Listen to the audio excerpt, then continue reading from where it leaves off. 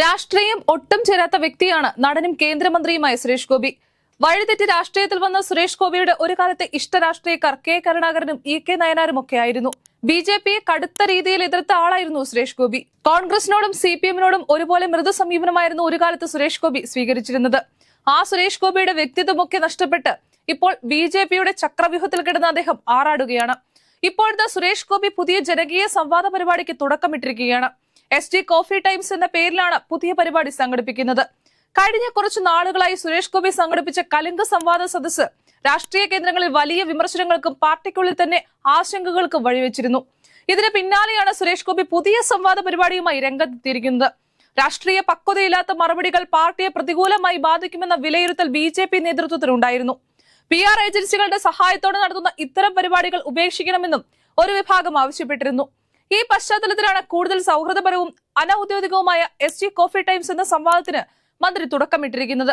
തദ്ദേശ സ്വയംഭരണ സ്ഥാപനങ്ങളിലേക്കുള്ള തെരഞ്ഞെടുപ്പും അതിനുശേഷം വരാനിരിക്കുന്ന നിയമസഭാ തെരഞ്ഞെടുപ്പ് ലക്ഷ്യമിട്ടാണ് പുതിയ പരിപാടി. പ്രധാനമന്ത്രി നരേന്ദ്രമോദി നടത്തിവരുന്ന ചായ് പേ ചർച്ചയുടെ മാതൃകയിലാണ് സുരേഷ് ഗോപി സ്വന്തം മണ്ഡലത്തിൽ പുതിയ സംവാദ പരിപാടി നടപ്പാക്കാൻ തീരുമാനിച്ചത്. തൃശൂർ, അയ്യന്തോൾ, പുതൂർക്കര എന്നിവിടങ്ങളിലാണ് SD കോഫി ടൈംസ് പരിപാടിയുടെ ആദ്യ സംവാദങ്ങൾ നടക്കുന്നത്. ആദ്യഘട്ടത്തിൽ തൃശൂർ മണ്ഡലത്തിൽ മാത്രമാണെങ്കിലും പിന്നീട് കേരളമാകെ ഇത് വ്യാപിപ്പിക്കാനുള്ള ആലോചനയും സുരേഷ് ഗോപിക്കുണ്ട്.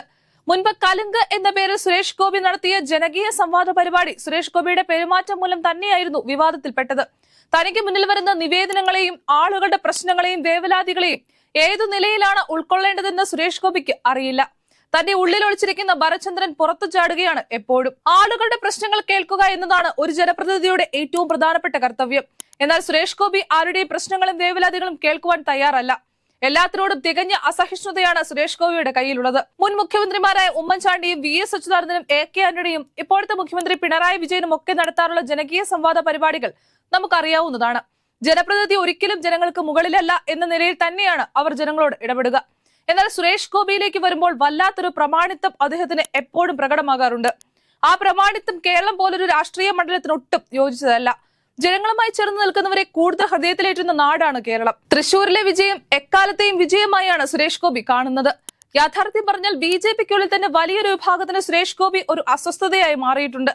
എയിംസ് വിഷയവുമായി ബന്ധപ്പെട്ട BJP നേതൃത്വവും സുരേഷ് ഗോപിയും രണ്ട് തട്ടിലായിരുന്നു. ഇപ്പോഴും ആ പ്രശ്നങ്ങൾ പരിഹരിച്ചിട്ടില്ല. സുരേഷ് ഗോപിയെ നിയന്ത്രിക്കുന്നത് BJPയുടെ സംസ്ഥാന നേതൃത്വമല്ല, ദേശീയ നേതൃത്വത്തിലെ ചിലരാണ് സുരേഷ് ഗോപിയുടെ കാര്യങ്ങൾ നേരിട്ട് നിയന്ത്രിക്കുന്നത്. ഇതിലും സംസ്ഥാന നേതൃത്വത്തിന് അതൃപ്തികളുണ്ട്.